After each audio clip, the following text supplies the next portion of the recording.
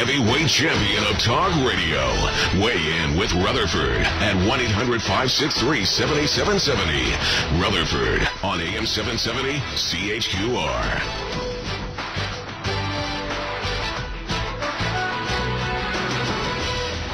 I guess Adam McGirr, he's with the BC Cryptozoology Club looking for something in Cameron Lake. So when are you going back out there, Adam? We'll be back out on the lake September 13th, 14th, and 15th. Okay. So just a couple of weeks from now. And the weather's an issue, right? Yeah, well, actually, this lake is right in between two mountains. So if the wind really whips up on the lake, it can cause very rough conditions. And, I mean, that's another factor that we're looking at is whether or not people could be seeing disturbances on the water, sure, large waves, maybe debris that's being dislodged from the bottom of the lake that comes up to the surface. So we're going to be taking hundreds of digital photos. We're going to be taking footage with our cameras. We've also got an underwater camera that we're going to be lowering down with some bait attached to it to see what comes by to check out our bait. So I was going to ask about the food situation. It's not that big a lake, is it? So would the food source be an issue here? Would that drive the kind of being or beast that might be down there? Absolutely. It is, as you mentioned, it's a relatively small lake. You could probably boat across the lake from end to end in about 15 minutes.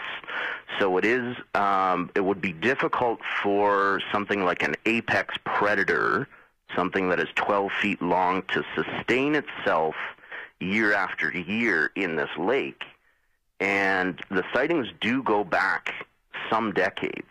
I mean, the locals around Parksville and Qualicum Beach and even as far as Port Alberni have been hearing stories about the lake monsters since they were kids. Oh, really? So if there is something in that lake, it would have to feed frequently, like on a daily basis.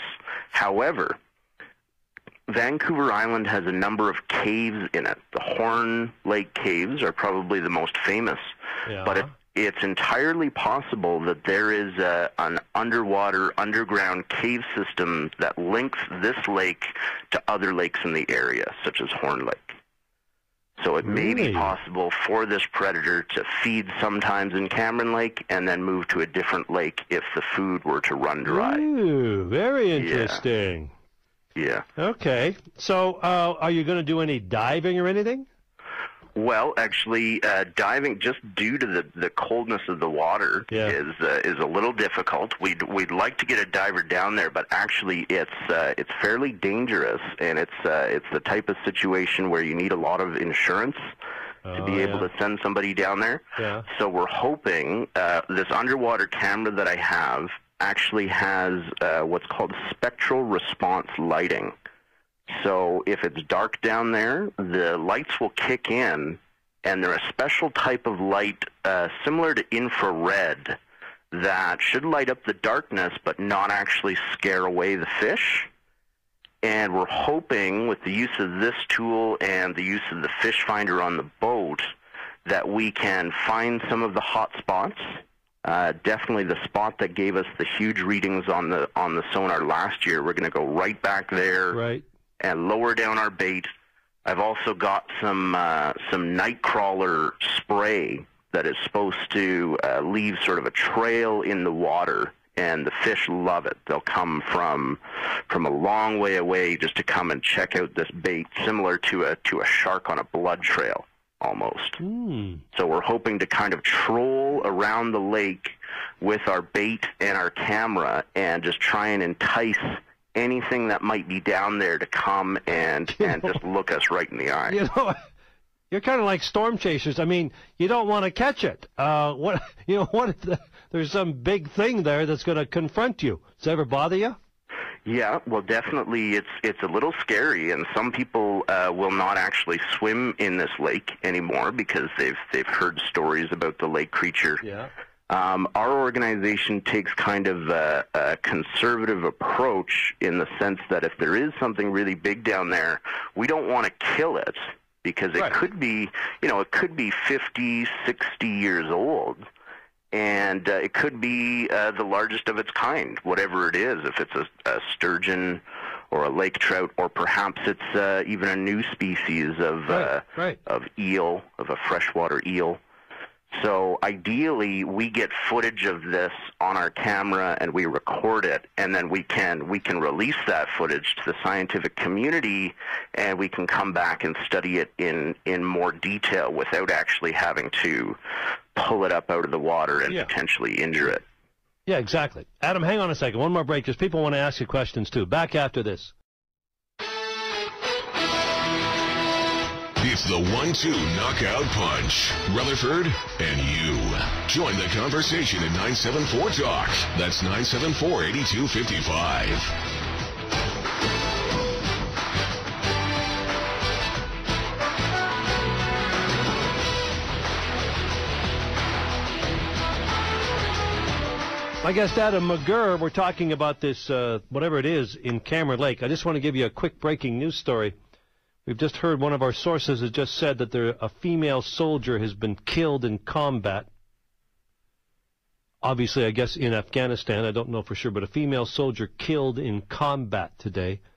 This comes from a source in Ottawa and just a couple of minutes ago, so I don't know any more about it. But that's all we've got. Female soldier killed in combat in Afghanistan today. We'll give you more later. Adam, listen, I'm going to open up the phone here. There's some people want to ask you questions. David, hello. Yes, good day, gentlemen. Yeah. I spent a lot of time on that lake. My folks had a place on the lake there, and as a young man for the last 20 years, I noticed a lot of water currents and stuff. They lived in Green Bay, and it's actually known as Ogopogo Bay, and from all I got from it, that's where most of the sightings have been. In the Okanagan, you mean, Ogopogo? Yes, sir. Oh, yeah, yes. Right, yeah. Yeah, and that's what I observed over many years, just looking at it, that there'd be specific water currents that would be underneath and on top of the surface, and then the lake would be calm, and it would just all of a sudden roll up just from no reasons at all. But anyway, just any comments on that? So you never, are you buying the idea that there's something down there? Well, we're always skeptics, of course. Sure. But in being when I was a young fellow, looking at the maps of those areas, that's the only place that I could specifically said that it's actually Ogopogo Bay. No other reference anywhere on the whole map. But so anyway, seeing that, those anomalies that I saw, I'm skeptical about it again, because that's what I could just draw, that it maybe was water current. That's true. That's what Adam's sort of wondering about Victoria too, about Cameron Lake. Thanks for that. There's skeptics. Obviously, Adam, that's why you're going. Yeah, I mean, as I said, we like to take a scientific approach to this problem. There are what are called windrows often pop up on this lake, which is an effect that the wind creates when it's rushing down the side of a mountain. And like the caller there mentioned, it can create some very interesting wave patterns on the surface of the lake. Interesting, sure. So I mean, that is a potential source for sightings, but not all of the sightings can be dismissed as wave formations, because people are actually seeing something like shiny and silver break the water with its back, and they're quite confident that it's a swimming animal of some kind. So what we want to do is try and figure out, what that animal is and try and match it up with something. Okay, so that's in the 15th, 16th of September? September 13th, 14th, and 15th. 13th to 15th. All right, you know what, Adam? For sure we're going to talk to you on the 15th or 16th to see how you did.